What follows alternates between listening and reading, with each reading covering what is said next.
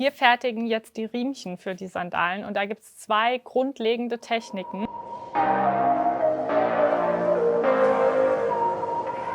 Entweder wir machen eine Technik, die nennt sich Umbugen.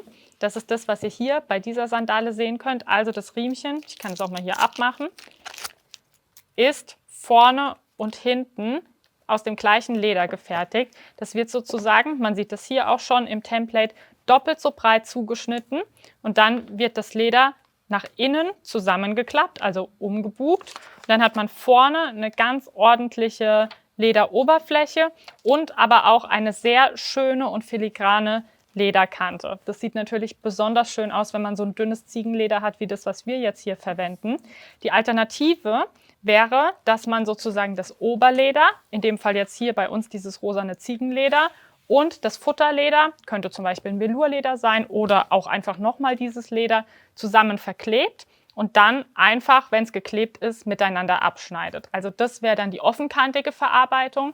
Man könnte das theoretisch auch aus ästhetischen Gründen, der Stabilität wegen bräuchte man das nicht, aber aus ästhetischen Gründen könnte man das auch noch absteppen oder die Kanten bearbeiten, entweder mit der gleichen Kantenfarbe oder mit einem kontrastfarbigen Farbe.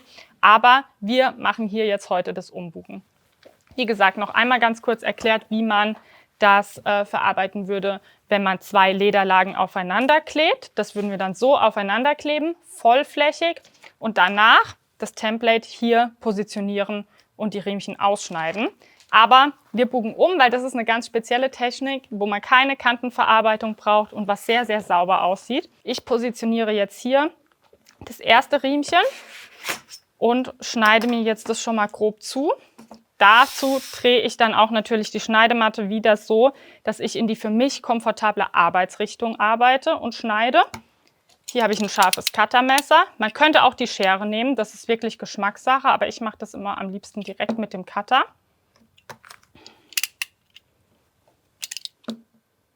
So, und jetzt einmal Konzentration.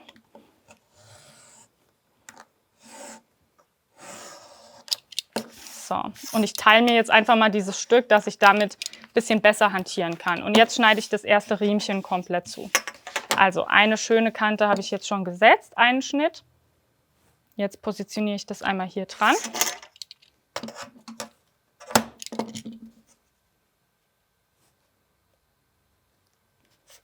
So, Lineal anlegen.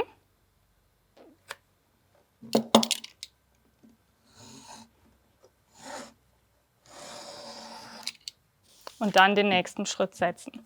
So, ich sehe jetzt, ich glaube, ich habe noch nicht ganz sauber gearbeitet. Also hier passt's, aber hier oben bin ich unten bin ich ein bisschen verrutscht. Das würde ich jetzt noch mal korrigieren. Für mich ein bisschen schwierig hier, weil ich mich nicht so weit nach vorne beugen kann, sonst habt ihr meinen Kopf im Video. Aber Challenge accepted, würde ich mal sagen. So. Jetzt schneide ich hier nochmal nach. Man sieht auch schon, wie super schön sich dieses Ziegenleder schneiden lässt, weil das einfach so schön dünn ist und die Fasern so komprimiert sind. Das ist relativ steif, was auch für Anfänger super geeignet ist.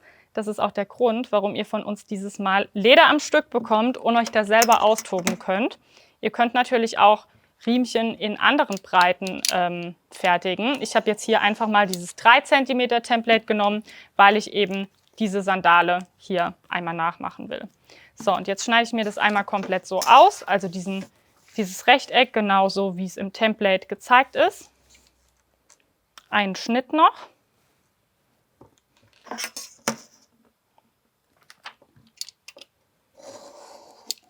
So, und den Rest brauche ich dann jetzt erstmal nicht mehr, denn jetzt geht es schon ans Umbuchen. Das macht man dann natürlich mit allen Riemchen, die man braucht, aber wir gehen jetzt schon ans Kleben. Und zwar tue ich hier einmal mir auf der Rückseite des Leders diese 2 Schlitze markieren. Man kann die auch einschneiden, dann geht es noch ein bisschen leichter. Vielleicht mache ich das gleich noch kurz mit dem Cutter. Einmal nachklipsen.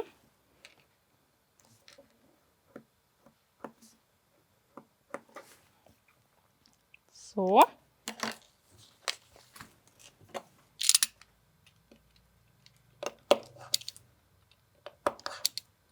Das wird gleich dann leichter beim Falten.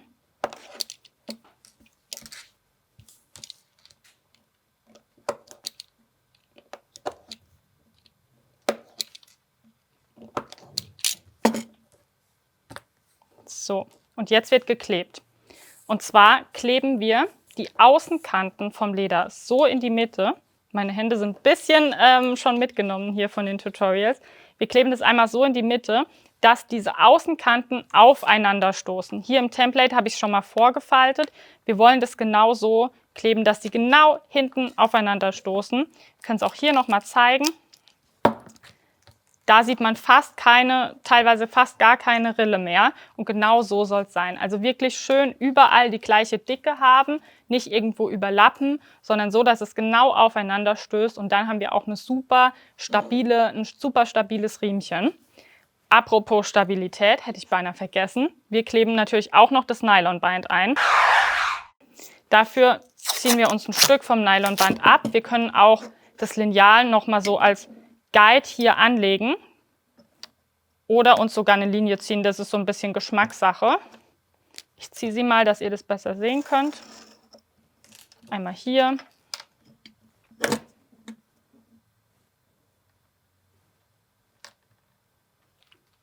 Und einmal hier. So. Und dann schneide ich mir ein Stück Nylonstreifen ab, kann man auch mit dem Cutter abschneiden, in dieser Länge und positioniere das genau mittig zwischen diesen Linien.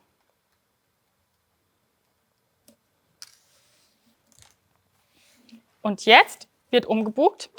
Um das ein bisschen leichter zu haben, kann man noch das Lineal nehmen und entlang dieser Linie, die wir gerade gezogen haben, also das ist ja so 1-2 mm außerhalb von dem Nylonstreifen, der genau die 3 cm Breite hat.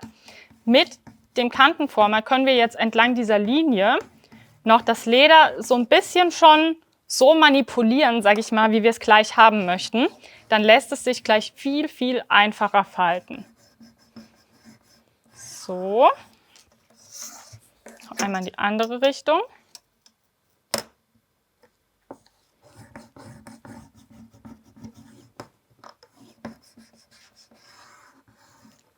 Und wenn ich das jetzt in die Hand nehme, das kann man auch schon sehen, das lässt sich viel, viel einfacher schon automatisch in die Mitte drücken. So, und jetzt wird alles gut mit Kleber eingepinselt. Also sowohl aufs Nylon, auch nicht sparen jetzt. Wahrscheinlich brauchen wir 2 Schichten, weil sowohl das Nylon als auch das Leder so ein bisschen saugfähig sind, also so ein bisschen klar offenporig sind. Und entsprechend kann es sein, dass die erste Schicht jetzt schnell einzieht. Ich nehme wieder meinen provisorischen Spatel zur Hilfe, um das zu verteilen. Schön bis zum Rand, ganz wichtig. Man kann den Kleber dann auf der Schneidematte darunter einfach abrubbeln, also da passiert gar nichts. So, jetzt drehe ich das einmal um.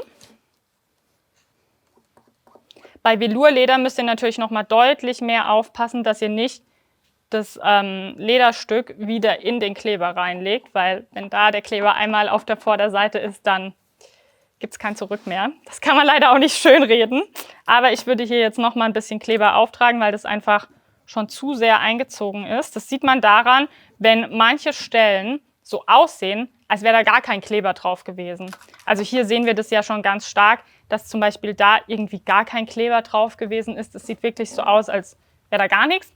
Und das heißt dann, dass es zu viel aufgesaugt hat, sozusagen. So. Jetzt drehe ich das nochmal um. Versuche es trotzdem nicht in den Kleber zu legen. Wie gesagt, beim Glattleder geht die Welt davon nicht unter, aber muss natürlich auch nicht sein. So. Und jetzt haben wir genug Kleber verteilt. Jetzt gehe ich einmal hier ein Stück nach rechts. Gucke, dass ich noch einmal meine Finger sauber mache. Das ist bei mir immer so ein bisschen ein Thema. Die sind nämlich immer voll mit Kleber, wenn ich am Kleben bin. Und dann wird jetzt umgebucht. Und dazu müssen wir einmal wirklich komplett von außen das Leder in die Hand nehmen und dann zur Mitte falten. Und zwar gehe ich jetzt so 2 cm ungefähr vom ersten Abstand aus. Hoppla, das meine ich mit klebrigen Fingern. und falte die so in die Mitte. Und kann dann auch noch mal so meine Finger unten nehmen, um das eben so zu vermitteln. So. Da reibe ich jetzt auch noch mal so an der Faltlinie ein bisschen entlang. Ich könnte den Kleber noch ein bisschen mehr ablüften lassen tatsächlich. Man sieht hier noch so ein bisschen diese klebrigen Stellen, also wo noch wirklich relativ viel Kleber ist. Ich kann den auch noch mal ein bisschen mehr verstreichen. Eigentlich sollte man den Kleber schon noch ein bisschen mehr ablüften lassen, dass er dann wirklich auch richtig gut zusammenklebt, wenn man von der Mitte nach innen das Leder drückt, weil wir zwingen das ja schon in eine Position, die jetzt nicht ursprünglich die Position von dem Leder war. Der Vorteil, wenn man es nicht so lange ablüften lässt, ist, dass der Kleber noch ein bisschen nasser ist und dann so ein bisschen flutschiger ist und man da noch so ein bisschen hin und her manövrieren kann. Und wenn man eben ablüften lässt, dann klebt sofort. Also es hat alles ein Für und Wider. Wir wollen natürlich schon auch die volle Klebekraft haben, aber ich glaube, da findet man auch relativ schnell so das, wie es für einen am besten funktioniert. So, jetzt habe ich in einem gewissen Abstand, ich müsste jetzt mal messen, um nicht zu lügen, wie viel das ist, so 5 cm ungefähr, habe ich mir die nächste Stelle genommen und wieder in die Mitte gedrückt und umgebugt. Und jetzt nehme ich mir sozusagen die Stelle in der Mitte davon und vermittle das so. Der große Vorteil, wenn ich das so mache und nicht Stück für Stück nehme, ist, dass ich das Leder nicht so dehne und nicht so ausleiere an der Stelle. Weil wenn ich jetzt immer hier Stück für Stück vorarbeiten würde, dann würde das irgendwann so ein bisschen so eine Kurve machen. Ich kann es ganz schwer erklären, da müsst ihr mir jetzt einfach vertrauen. Also immer so in 5 cm Abstand würde ich sagen, so das nächste Stück nehmen, in der Mitte treffen lassen und dann den Rest vermitteln. Und schon schauen, dass man hier schön sich in der Kante trifft, also dass die Kanten schön aufeinandertreffen. Hier zum Beispiel, das könnte man noch ordentlicher machen. Wenn ich mich jetzt ein bisschen weiter nach vorne beugen könnte, dann würde ich es vielleicht auch noch ein bisschen ordentlicher hinbekommen. Also wir wollen eigentlich wirklich, dass man hier gar keine Linie mehr in der Mitte sieht. Das ist jetzt natürlich mit dem schwarzen Nylon, das verzeiht auch nichts, das sieht man natürlich direkt. Der Stabilität tut es keinen Abbruch, aber wir wollen einfach, dass es wirklich super, super ordentlich aussieht, wie gekauft, nur selbst gemacht und bestimmt doppelt so langlebig und komfortabel am Ende. Aber man sollte es natürlich nicht sehen. So, jetzt haben wir hier nochmal.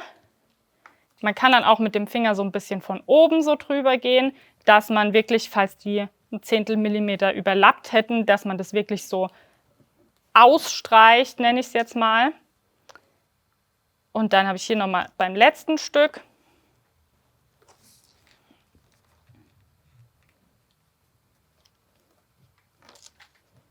so. Hier könnte man jetzt fast sehen, dass ich so eine Mini-Falte habe. Die ist aber lieber hier und dann kann ich das nochmal ausstreichen und vermitteln, wie dass ich das Stück für Stück nach oben diese Falte gedrückt hätte und am Ende hätte ich dann so viel Leder auf einer Seite übrig oder so, wenn ich so ein bisschen ungleichmäßig gedrückt habe. Hier sieht man jetzt wirklich, wie ich das schön ausmassieren kann eigentlich mit der Hand, mit dem Zeigefinger und wie das dann gar nicht mehr auffällt. So, und jetzt sind wir eigentlich schon fertig. Das sieht jetzt gerade noch so minimal unförmig aus, also man könnte das noch ein bisschen, ich sag mal, ein bisschen mehr ausformen, ein bisschen mehr mit dem Kantenformer zum Beispiel formen. Da muss man nur aufpassen, dass man das Leder nicht verletzt. Als ich das der Hanna vorgeschlagen habe, mit dem Kantenformer auszuformen, hat sie gesagt, das würde sie nicht empfehlen, weil eben leicht passiert, dass man zu viel hin und her reibt und dann das Leder verletzt. Also das bitte nur dosiert anwenden. Was man auch machen kann, ist, dass man ein Stück Resteleder zum Beispiel da drüber legt und dann kann da natürlich nicht so viel passieren. Aber wie gesagt, nicht übertreiben. Also so würde ich behaupten, würde das auch die Hanna erlauben. Aber wenn wir das jetzt direkt da drauf hin und her reiben würden, dann wird es ein bisschen gefährlich werden. Kommt natürlich auch immer auf das Leder an und die Beschichtung, aber wir wollen ja nicht, dass wenn wir fast am Ziel sind, wir am Ende das Leder noch verletzen. Also im Zweifel eher ein Stück Leder drüber legen, hier schön entlang drücken. Das gleiche kann man dann nochmal auf der Rückseite machen und dann sind wir auch schon fertig mit den umgebugten Riemen. So, ich mache das jetzt hier nochmal ganz kurz.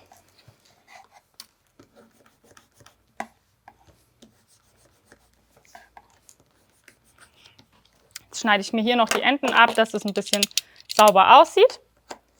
Und dann haben wir, je nachdem, wie oft wir das natürlich machen müssen, wie unser Schaftdesign und unsere Riemchen, die wir uns ausgesucht haben, am Ende dann auch, welche Anzahl wir brauchen und welche Breiten wir brauchen. Aber wenn wir das mit allen Riemen gemacht haben, dann nähern wir uns Stück für Stück diesem Ergebnis hier.